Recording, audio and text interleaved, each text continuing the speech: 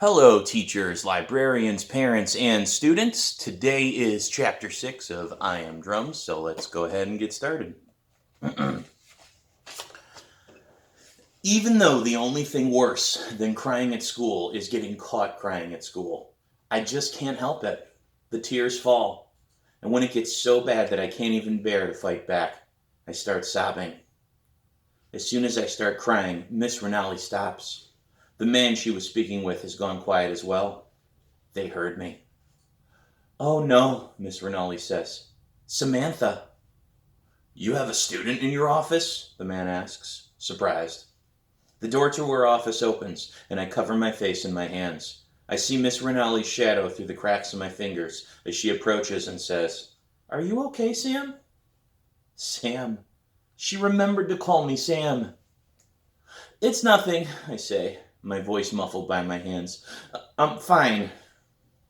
"I'll take care of this," Miss Rinaldi says to the man.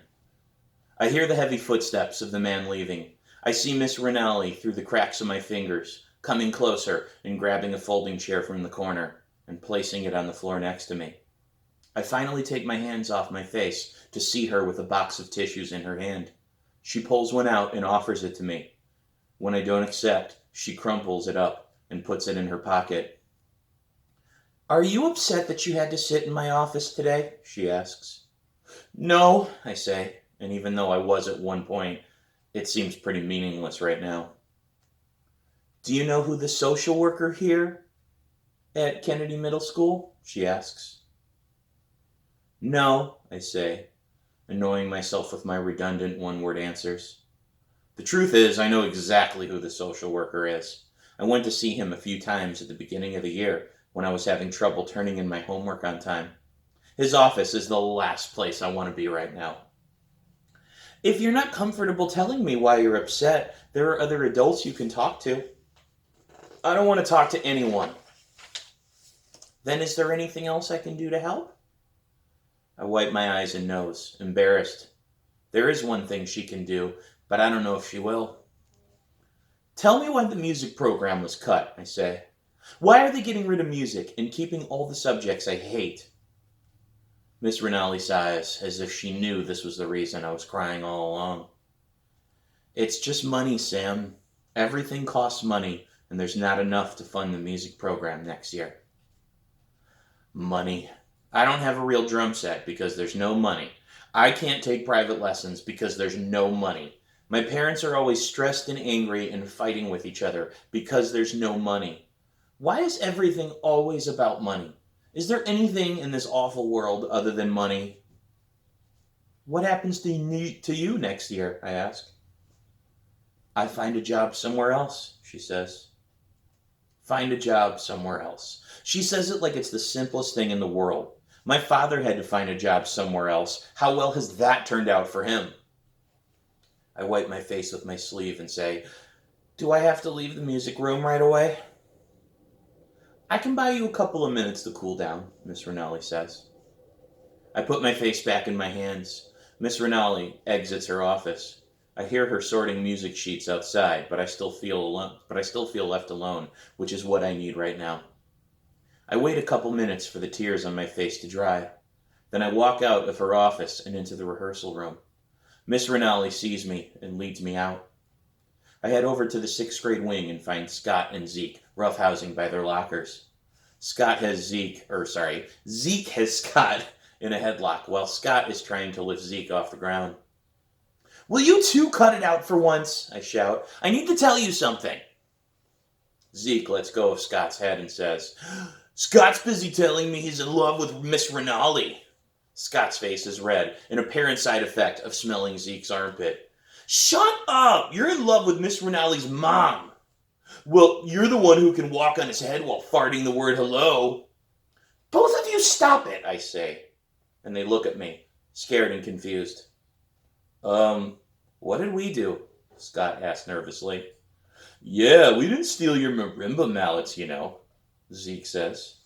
"I know you didn't," I say. "This is much more serious." They look at each other, shrug, and look back at me. "Music is getting cut next year," I say. I wait for this to sink in. I get another shrug from Zeke and a dumbfounded look from Scott.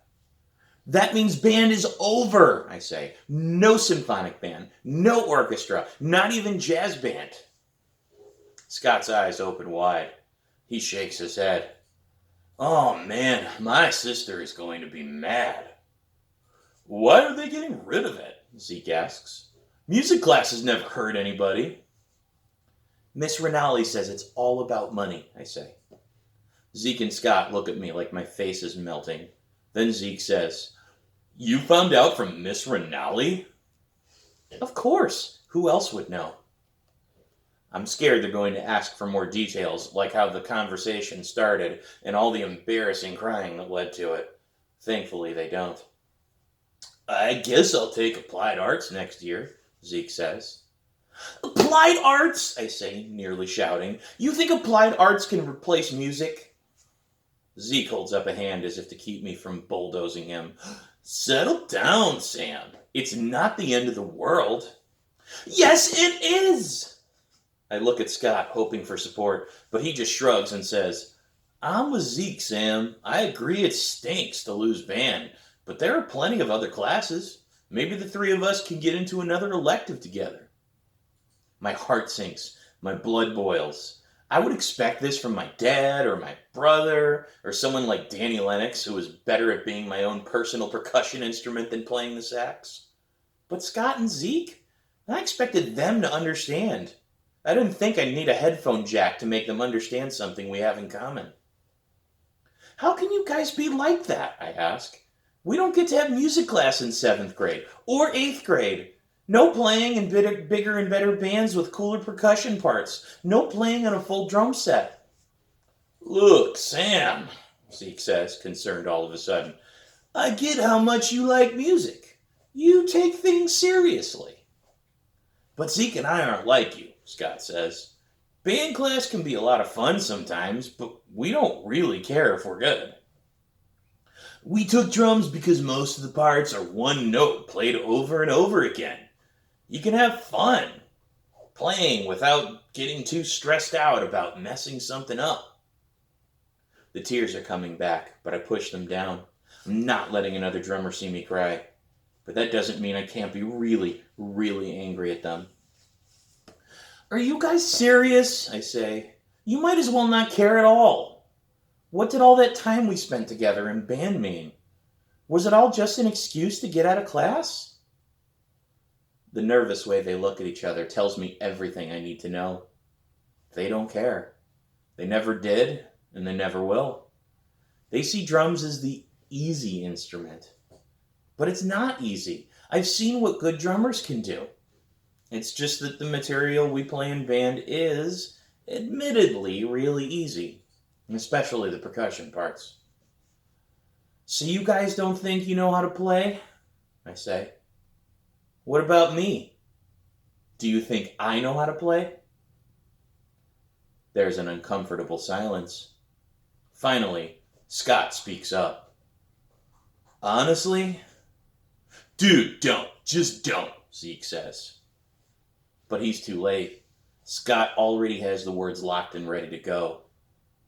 You're probably the worst one in the band. Zeke sighs and throws his hands in the air while making a mock slapping motion at Scott. I kind of wish he really would slap him.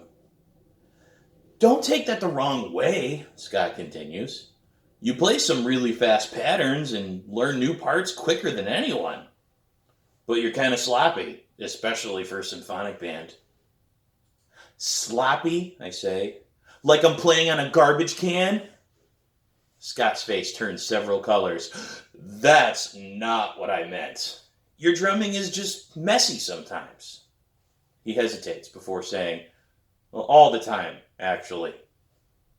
My eyes are burning. I'm blinking in disbelief, my eyelids banging together like two gongs. I didn't mean you were the worst drummer in the school, Scott says. You could have been a leading player in beginning concert band. But I don't belong in symphonic band. That's what he's really saying. I've been out of my league this entire school year. Sorry, Sam, Scott says. I'm just being honest. I want to say something back, something really clever that will bite him right where it hurts. It's one thing to hear Danny tell me how terrible I am, but Scott is supposed to be my friend. Does he agree with Danny? Does he think I have no rhythm and that I sound like I'm playing on a garbage can? Whatever is all I managed to say. And that's the end of chapter 6. See you tomorrow.